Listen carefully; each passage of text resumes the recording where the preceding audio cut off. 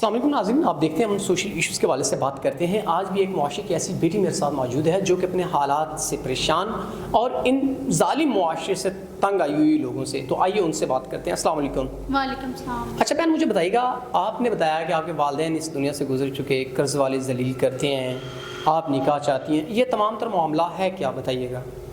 سر، میرے والدین وفات پا چکے ہیں، رشتہ داروں نے میرا جینا حرام کر دیا ہے۔ میں ایک حافظ قرآن لڑکی ہوں، سب پہ لازم ہے کہ وہ حافظ قرآن لڑکی کی عزت کرے، حافظ قرآن والوں کی عزت کرے، کیونکہ قرآن اس کے سینے میں ہوتا ہے۔ قرض والے آ کے ناجائز فرمائشی کرتے ہیں، اسے کہ ایسے انسان چاہیے جو اس کی عزت کرے، اس کا محافظ بنے، کیونکہ نکاح کرنا سنت ہے، نکاح گناہوں کو بچاتا ہے۔